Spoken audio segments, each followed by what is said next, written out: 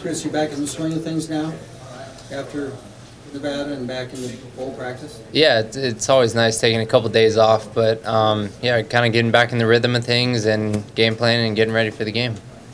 Did you guys practice at all last week? We've had some workouts and but nothing too much, and so it's one of those things where we're starting to get back our wind and kind of get back in the flow of things. So. Do you know how many practices you're going to have? I'm not sure. Yeah, I'm not exactly sure.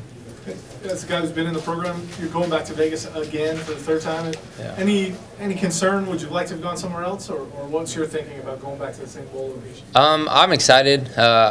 You know, it's the same bowl, so now it's okay. Who are we going to play? And that it is someone different, and so that's exciting. And being able to play a Pac-12 team is pretty exciting too. And you know, just they're a great opponent, and so I think it's going to be a fun game. But yeah, I mean, I think that's the great thing about college football is being able to travel different areas and cities and states and play in different stadiums. So in that aspect, sometimes you'd like to go to different places, but we're very excited about going to the Mako Bowl, and you know, it's always fun going down to Vegas, so it'll be good. Is there something comfortable in the familiarity of that trip where you're like, okay, I've done this before, and the nerves aren't there, maybe? You still get it just because it's always a new opponent. Weather's always going to be different, so there's a lot of different aspects that feel new every time we go down there. But yeah, at the same time, it's not a complete shock to the system. Once you get down there, you kind of know some of the ins and outs, and I think sometimes it's almost better because you know the do's and don'ts as well when you get down there, and things you want to see and things you don't want to see. And so yeah, I think it's going to be a fun trip overall. Did you guys have an opponent you were pulling for? I mean, because I think the fan favorite was obviously USC. I mean, everyone wants to see yeah, backs against those whiteouts. Yeah, I mean, the way I look at it, you know, Pac-12 team's pretty fun. I grew up in Southern California, so when we heard it might be USC, I thought that'd be pretty fun. But you know, Washington's not too far off, and so it's one of those things where I think it'd be fun. You know, fun to play them, and you know, I get a lot of family from back home, and Vegas is, you know, kind of somewhat of a neutral spot for all the family back in California to come see a game. So. What's the biggest difference playing in a bowl game versus a regular season game?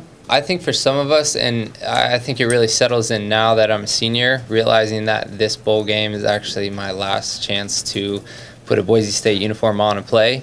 So in that aspect for me, I think it's a lot different than some of the season games, knowing that kind of what's at stake. Obviously, we want to represent, you know, our school and our university, and always come out with a W, but to think that, hey, this is the last time I may ever put pads on, and especially for Boise State, it's one of those special moments.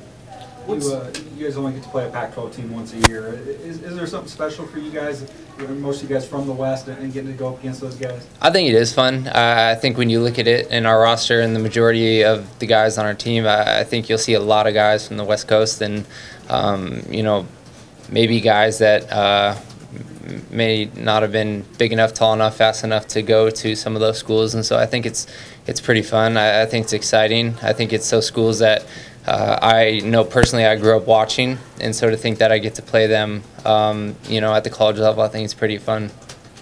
You know, when you look back at this season, I know we still got another game, but so far, what's kind of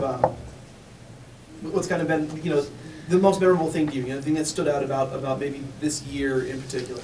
I think just really taking every moment in, knowing that it is my last season. I think, you know, when you're a sophomore, junior, freshman, you get excited about the end of the season, but you also start thinking, okay, I got spring ball coming up, I got summer training. You know, I have a long ways until, you know, I put the pads on for the games, and to think that, hey, you know, this is it. I don't have anything after this. I don't have spring ball. I don't have summer workouts, and so I think just being able to really sink in with every game and know that, hey, you know, any play could be my last. I look at guys like Mitch, and we're thinking, hey, we still have a long season left, even though it's our last. And then, hey, you get 6 or 7 games taken away, and you only play in 3 or 4 games. That's, you know, something that, you know, I think is kind of sad, but at the same time, it's really kind of helped me enjoy each and every moment of the games. What has the season been like for you? You've probably played a bigger role this year than ever before, and obviously capitalized on it. Yeah, it's been fun. I mean, just being able to have the coaches feel that trust in you and kind of put a little bit more on your plate, it's been great. I mean, I've loved it. I think the last couple years have been awesome, but I definitely think this year will definitely stick out when I'm done. To me, in my memory, it's one of those years where school wasn't as bad, and so I got to focus a lot more on football and just being able to, just like you said, have more on my plate and be able to do more for the team, and whether scoring touchdowns or playing each position, I think it's been a blast. As a team this year, Pete has used the word struggle. So it's just been more of a struggle this year, and you look at how many close games you guys have played. How has this year been different, I guess, for you guys as players? I think when you look at the roster and you see some of the guys, I mean, going into that first game against Michigan State, you look at how many guys haven't really started or had a lot of playing time in a big time game like that. So it definitely was an adjustment. You have some of the vets out there that have been through it, and you have some of the guys that, hey, this is, we better strap it up quick and learn how to get with the rhythm. And so I think that combo took a little while to kind of mesh well together throughout the season, but I think we have it now, and I think we peaked at the right time, and so I think we should end the season pretty well. That you look at the way your guys' season is structured, you always seem to have that game at the beginning, and this year, as you said, a lot of guys, that was their first taste of it, and now you sort of get to do it over again at the end. Is it kind of cool to sort of reassess where you're at the end of the season? Yeah, absolutely. It's one of those things where you think, hey, if we were to play so-and-so again at the end of the season, do you think it'd be different? I mean, you could do what-ifs all day long, but the fact that we do get another shot at it is pretty exciting, and so I guess it's one of those where I guess you can kind of put one of those what-ifs to the test. People are always saying, well, are you guys better at the end of the season or beginning? I think we've just been able to play better as a unit as we went throughout the season, and so I think it should be fine. How do you think the team is better? I think just chemistry is a lot better. I think you have those young guys out there, and with the vets, and you got some guys that played with each other for the last 4 years, and you have some guys that haven't played with you at all. And I mean, obviously they have the talent to be out there, but it's one of those things where even having a new quarterback in the system is something that we worked a lot, obviously with Joe as well, but with Kellen over the last couple of years, where he may have called the play, but we can kind of look at each other and know, hey, we might need to do something else, and that was something that we didn't have at the beginning of the season yet, and it's been getting better each game and each week, and I think it's been great so far. You look at wide receiver this year, and obviously Matt's there every game, and you and Kirby have been pretty consistent, but the rest of the crew has been a lot of flashes, but nobody's really stepped up and been that consistent guy.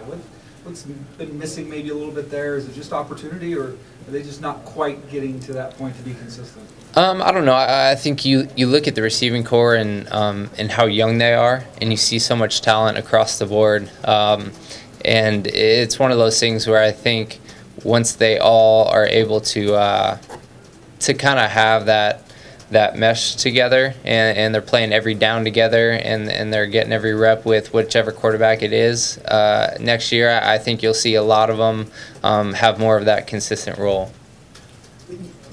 We talked about how Joe's gotten better on the field, but how have you seen him kind of handle, having to follow up, obviously the quarterback that preceded him, and I know some of the pressures that come with that, and just how he's kind of dealt with that, throughout the year? I think he's done great. I think how he's handled himself, whether it's the media or the people or just the fans themselves, I think he's done a great job. I know back in high school, not that this is any sort of comparison or not, but I went to high school and the #1 quarterback coming in the nation left, and I played quarterback after that, and everyone was thinking, who's this guy? And every time I got interviewed, it was like, well, Jimmy used to do this, but how come you're not doing that? And so, like I said, it's not really a comparison, but I kind of know what that feels like, and I know that Joe has done a great job of kind of saying, hey, that was the team with him, and this is my team now, and I think he's done a great job of leadership.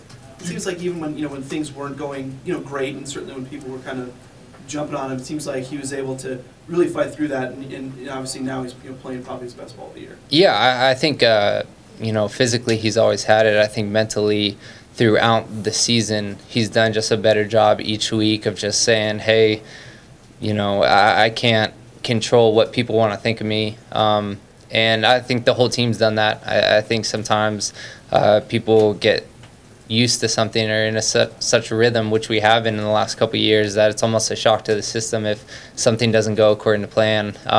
So I think, like you say, he's done a great job more mentally than he has physically throughout the season. Last question for Did you give him any tips on having followed Jimmy in that situation? Did you give Joe? No, I didn't, but it's one of those things when we're out there on the field, we sit there and talk to him and saying, hey, he's got such a fire to him sometimes when he gets out on the field that he's just got so many emotions going every which way. So sometimes we'll kind of pull him aside and say, hey, no matter what happens out there, it's going to be okay, and we're going to fight through it, and we're going to end up where we want to be. So whether you throw 5 touchdowns or 3 interceptions, we're still going to run the same routes and do our best for you, because you're the leader of the team and you're going to take us down there. So like I said, though, he's done a great job, and I think he'll do great in this bowl game. Okay. Thanks, Chris.